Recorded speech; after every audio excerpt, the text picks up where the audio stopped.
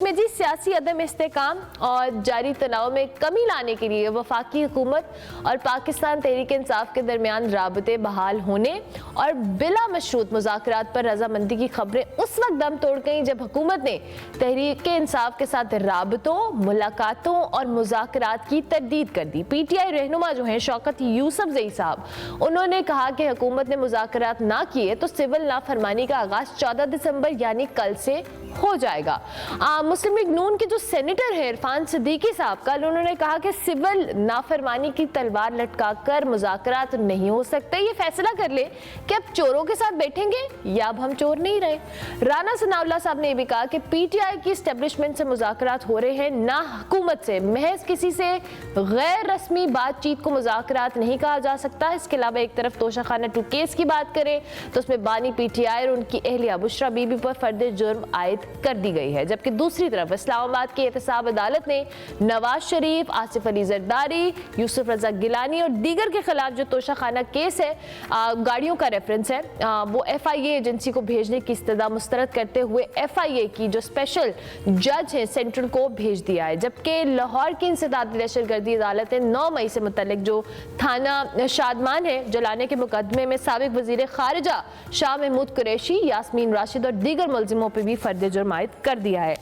एक तरफ मुश्किलात आसान हो रही हैं तो दूसरी तरफ मुश्किलात बढ़ रही हैं। लेकिन दूसरी जाने पहले जिन मुज़ाकरात की हम बात कर रहे थे और PTI के मुख्तलिफ रहनुमा आकर ये बात कर रहे थे कि हम नहीं चाहते कि जी सिविल नाफरमानी की तहरीक चले, लेकिन इससे पहले अगर मुज़ाकरात हो जाते हैं तो वेल एंड गुड है। लेकिन अब जो मुज़ाकरात की खबरें हैं वो भी दम तोड़ती नजर आ रही हैं। फारूक शहबाज बड़ाइच हमारे साथ मौजूद है, उनको हम खुशामदीद कहते हैं। अस्सलाम वालेकुम जी। कैसे हैं आप? खैरियत से? ठीक ठाक। थैंक यू वेरी मच कि आप तशरीफ लाए। ये जो हम एक तरफ मुश्किलात कम होने की बात कर रहे हैं फारूक साहब और दूसरी तरफ मुश्किलात बढ़ने की बात कर रहे हैं। तहरीक इंसाफ एज यूजुअल अभी तक तो हम देख रहे हैं, यूजुअल तो नहीं मैं कहूँगी, अब for the time being hot waters के अंदर है और वो काफ़ी अरसे से है। अच्छा, ये इसमें हमें थोड़ा सा देखना होगा कि इनकी तारीख क्या है। फाइनल कॉल की बात आई और 26 नवंबर को जो हुआ, जो कुछ सारी सूरत हाल वहाँ पर हमने देखी, सारी स्क्रीन्स पे भी आई, इस्लामाबाद डी चौक में क्या हुआ। तो ऐसी सूरत हाल में जब पार्टी मज़ाहमत कर रही हो और फिर वो कहे कि मैं फ़ाइनल कॉल दे रहे हैं और फिर वो कहें कि मार जाओ या मार दो, कश्तियाँ जला दो, हम वापस नहीं आएंगे, इस तरह की सिचुएशन के बाद जब कोई तहरीक आगे बढ़ती है तो वो क्या लेके वापस आई। यानी हमें देखना होगा कि 26 नवंबर को क्या वो अपने जो मुतालबात लेके गए थे, क्या वो सड़कों पे, क्या वो पूरे हुए, क्या किसी ने वो सुने, या कहीं पे कोई इंगेजमेंट हुई, क्या उसके बाद कोई प्रेशर बढ़ा कि मुज़ाकरात किए जाएं। तो इसका जवाब है नहीं, ऐसा कुछ नहीं हुआ। ये सब कुछ ही आगे बढ़ते गए और यहाँ तक कि फिर वहाँ से हुकूमत ने अब जो भी रियासत अपने इक़दाम करती है उन्होंने की, सख्त इक़दाम थे, लेकिन उसके नतीजे में क्या हुआ कि आपके वज़ीर आला जो लोगों को कह रहे थे कि बाहर निकलो, वो लीड कर रहे थे, उनको भी वहाँ से जाना पड़ा।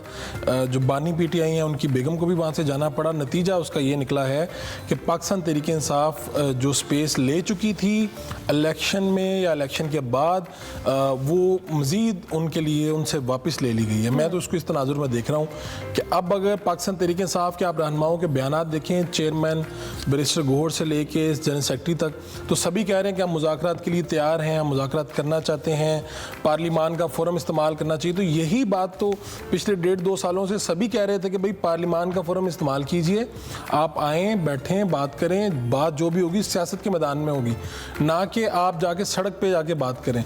तो अब नतीजा ये निकला है कि पाकिस्तान तहरीक इंसाफ से जो ये स्पेस गई है उसके नतीजे में वो ये सोचते हैं कि भाई अब जो बात हम कर सकते हैं, लेकिन मेरी जो इतलात हैं, जो खबर है वो ये है कि ये सारी बातें तो चल रही हैं लेकिन किसी सीरियस जगह पे कोई ऐसे मुज़ाकरात नहीं हो रहे, ना उनकी बात हो रही है। और जब बार बार ये लोग एस्टेब्लिशमेंट की तरफ इशारा करते हैं तो वहाँ पे भी जब आप लोगों से बात करते हैं तो ऐसा कोई तासुर नहीं वहाँ पे दिया जाता। और इसमें मैंने किसी से ये बात भी की, सवाल भी पूछा कि मुज़ाकरात हो रहे हैं या नहीं हो रहे जब खबरें चली, तो जवाब उसका ये आया कि मुज़ाकरात करने के लिए दोनों फ़रीक़ैन को बराबरी की सतह पर बैठना पड़ता है। एक बात, जब कोई एक फ़र्द गलती करता है तो उसके बाद क्या दूसरा फ़र्द उसकी बराबरी की सतह पे बैठ सकता है? और गलती भी ऐसी कि उसके ऊपर इसरार, यानी फ़ाइनल कॉल नाकाम हुई है, अब हम सिविल नाफरमानी करेंगे, हो सकता है कुछ लोग इनमें से कह रहे हैं कि जो रेमिटेंस आ रहा है हम वो कहेंगे लोगों को वो ना दें, ये हो सकता है कि हम कहें बिजली के बिल ना दें,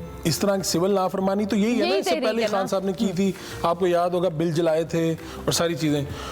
और रियासत ख़ास तौर पे रियासी इदारों की मसनूआत का बाइकाट का ट्रेंड सोशल मीडिया पे चलाना, तो इसके नतीजे में दूसरी तरफ से जवाब आया कि क्या इस सारे ग्राउंड पे ये सारी सूरत हाल देखते हुए आपको लगता है कि कोई मुज़ाकरात होने चाहिए? अच्छा फारूक, मैं यहाँ पे आपके आगे एक सवाल रखना चाहती हूँ। जैसे आप खुद भी बात कर रहे हैं कि एक तरफ हम रियासती इदारों की बात कर रहे हैं, एस्टेब्लिशमेंट की बात कर रहे हैं, तहरीक इंसाफ, आपको लगता है कि खुद उसको इस बारे में बड़ा क्लियर होने की ज़रूरत है कि वो मुज़ाकरात चाहते किससे हैं? क्योंकि एक तरफ आप कहते हैं हमने एस्टेब्लिशमेंट से मुज़ाकरात करने हैं, फिर आप हुकूमत की तरफ मुंह देखते हैं, फिर जब हुकूमत इनकार करती है फिर आप यू टर्न लेके कहते हैं कि जी हमें एस्टेब्लिशमेंट से बात करनी है, जबकि एस्टेब्लिशमेंट दूसरी तरफ आपसे बात करने को तैयार नहीं है।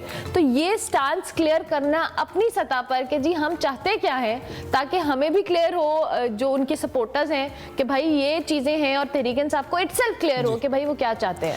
आपकी बात तो दुरुस्त है, मेरे ख्याल में ये क्लैरिटी तहरीक इंसाफ के यहाँ पाई तो जाती है, लेकिन वो इसको कहीं पे इसका इजहार नहीं कर पाते। उसकी एक वजह ये हो सकती है कि उनके जो फैसला करने वाले हैं वो इस वक्त जेल में हैं, उन तक मालूमात की जो रसाई है जिस तरह से बंदा बाहर बैठ के ले सकता है शायद वो नहीं है, उनके पास मालूमात वही हैं। खान साहब के बारे में इधर भी जब लोग उनके पास जाते थे तो हम पूछते थे कि भाई क्या हुआ, उसने कहा खान साहब के पास जो पहले पहुंच जाए वही सच्चा होता है, वही सही बात होती है।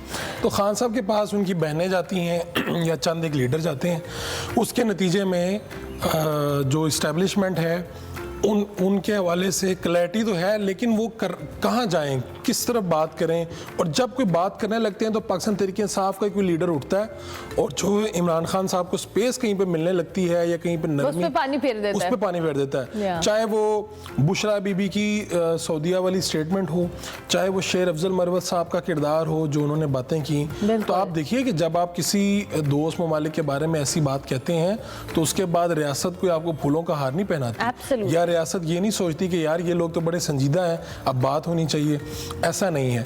खान साहब के पास मालूमात की रसाई, मैं ये समझता हूँ कि सबसे बड़ा उनका फेलियर यही है, कम्युनिकेशन गैप है, जिसके नतीजे में जो फैसले कर रहे हैं अगर वो बाहर होते और फाइनल कॉल की नाकामी को इस तरह से देखते, इसका तजिया करते, तो शायद कभी भी सिविल नाफरमानी की तहरीक के ऐलान की तरफ ना जाते। और इस टाइम में जब आपकी फाइनल कॉल नाकाम हो गई है तो आपकी सिविल नाफरमानी की तहरीक का क्या हाल होगा, और आप कैसे एक्सपेक्ट कर सकते हैं कि वो कामयाब होगी। और आपको ज़मीनी हकाइक का पता होना चाहिए। यही वजह है कि सियासतदान के बारे में कहा जाता है कि सियासतदान अवाम के अंदर उठता बैठता है तो उससे अवाम की नब्ज़ पे उसका हाथ होता है। तो क्या इस वक्त अवाम इस सिविल नाफरमानी की तहरीक के लिए तैयार है? आप भी अवाम में जाते हैं, हम भी जाते हैं, तो इसका जवाब है नो। कल मैं पेशावर के लोगों से बात कर रहा था, वहाँ पे जो हमारे सीनियर साफ़ी, मैंने उनसे पूछा कि अगर ऐसी कोई तहरीक हुई तो क्या पेशावर के लोग इस तरह कर देंगे? उन्होंने कहा जी अगर तो हुकूमत साथ खड़ी हो जाए और हुकूमत इस तरह करे जिस तरह वहाँ से कभी वो बिजली का ग्रेड बंद कर देते हैं, ऐसी कोई चीज़ हो जाए तो ठीक है।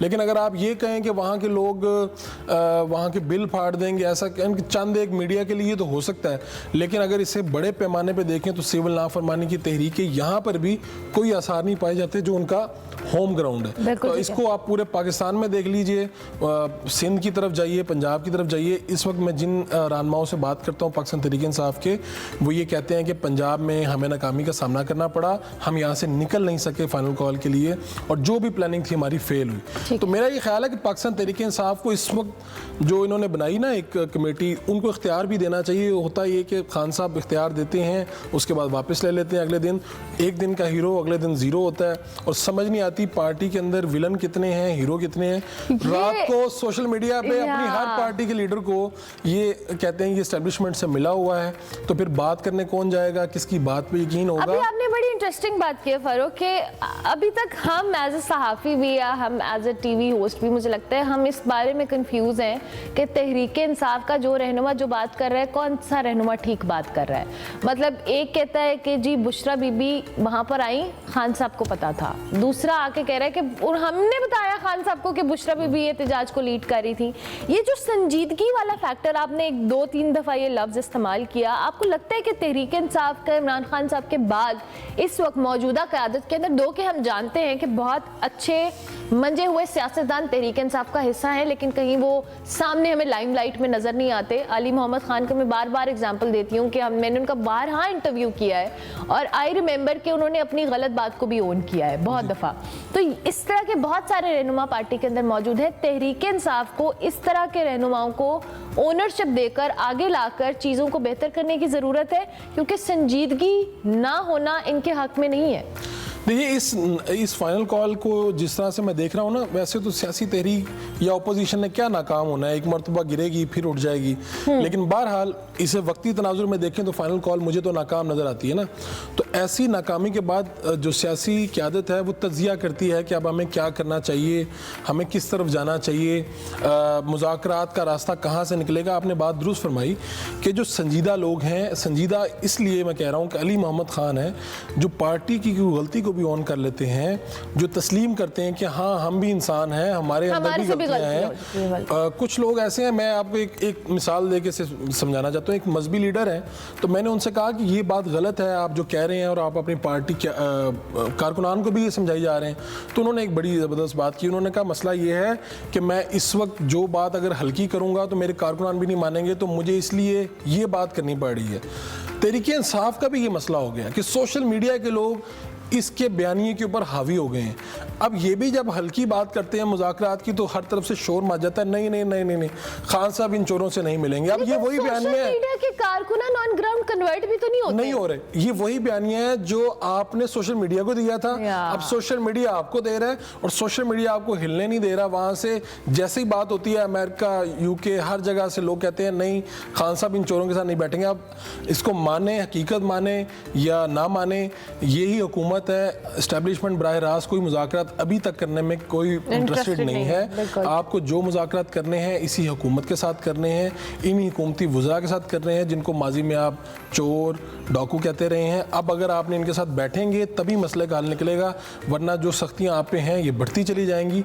और इस तरह की कॉल देने से आपको संजीदा पार्टी, आम आपका कारकुन शायद समझ ले, लेकिन जो आम आदमी है जो आपको वोट कर चुका है, जिसने सोचा कि यार ये लोग ठीक हैं, वो भी ये सोचेगा कि यार रोज़ एहतजाज करते हैं, रोज़ किसी ऐसे मुतालबे के साथ आते हैं जिससे पाकिस्तान को नुकसान पहुंचता है, तो ऐसे में पाकिस्तान का क्या फ़ायदा होगा। तो फिर ये मसाइल हैं जिसको पाकिस्तान तहरीक इंसाफ को बार बार देखना होगा, एड्रेस करना पड़ेगा। अच्छा फारूक साहब, अब हमने तहरीक इंसाफ की तो बात की, अब सारी सूरत हाल में हुकूमत भी बहुत अहम स्टेक होल्डर है। मैं अब इस हवाले से आपसे सवाल करूंगी कि हम इस सारे सिनेरियो के अंदर, चाहे वो 24 नवंबर हो या 26 नवंबर हो या हम बात करें इससे पहले भी तहरीक इंसाफ की हर फाइनल कॉल की, क्या हुकूमत जिस तरह से इस सारी सूरत हाल को हैंडल कर रही है पैनिक होकर, आपको और मुझे भी पता है कि हुकूमत पैनिक हो जाती है, इंटरनेट बंद है, कंटेनर्स लग गए हैं, शहर के शहर बंद हो गए हैं, क्या वो हैंडलिंग ठीक है? क्या वो खुद तहरीक इंसाफ की पॉपुलैरिटी को बढ़ाने में कहीं ना कहीं सोशल मीडिया पे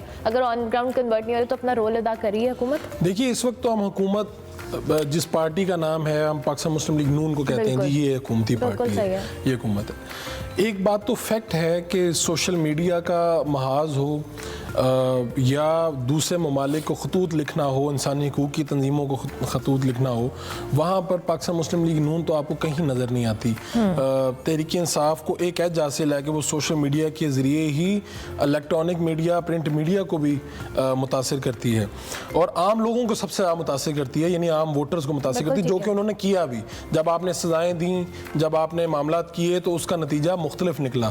तो ये आपकी बात दुरुस्त है कि मैं समझता हूँ कि हुकूमत को इस अंदाज से हैंडल नहीं करना चाहिए था। ठीक है, जब कोई मज़ामत इस तरह की होती है जिससे मुल्क को नुकसान पहुंचता है या आपके गैर मुल्की मेहमान आए हैं तब तो आप हैंडल करते हैं, लेकिन उससे पहले कई दिन पहले इंटरनेट की बंदिश, कंटेनर लगाना, तो इससे क्या तासुर है? जब गैर मुल्की मेहमान आता है तो वो ये भी तो देखता है ना कि खबरें चल रही हैं, आपके गैर मुल्की जो नशरियाती इदारे हैं वो कह रहे हैं कि भाई इंटरनेट बंद है इस मुल्क में।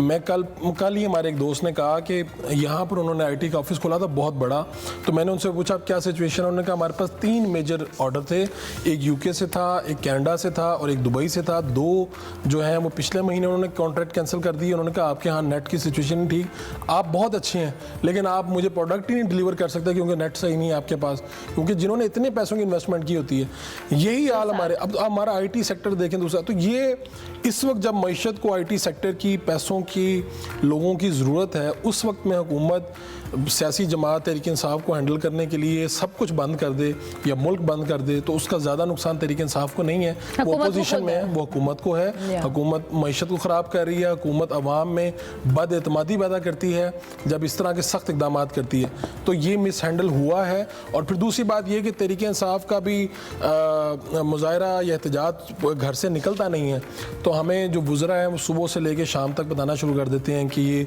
लोग ठीक हैं, ये ठीक नहीं हैं, ये ऐसे निकले हैं, वैसे निकले हैं।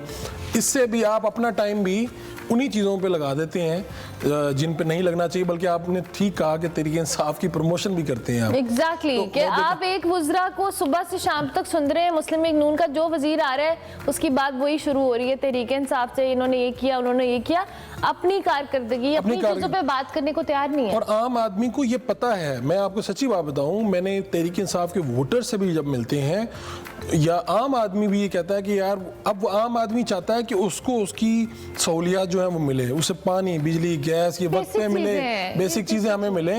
उनको आप यकीन माने, मैं सर्वे करता था, लोगों से पूछता था, लोग कहते थे कि अच्छा इलेक्शन करवाने से क्या फ़ायदा होगा, यानी इलेक्शन से पहले ये सूरत हाल थी, इलेक्शन करवाने के बाद भी लोगों से पूछा तो उन्होंने कहा इससे क्या फ़ायदा होगा इस सारी एक्टिविटी का। तो लोगों की निज़ाम के ऊपर बदएतमादी फैलती है, ज़्यादा बढ़ती है। Absolutely. आप अगर बात करें, आप कहेंगे ठीक है ये मुल्क चल रहा है, एहतजाज भी हो रहा है कहीं पे, लेकिन आपने इस मुल्क को आगे लेके चलना है। ज़्यादातर लोगों का मसला पानी, बिजली, गैस, बुनियादी सहूलियात है, ना कि इमरान खान ना नवाज शरीफ। एग्जैक्टली सच्ची बात है।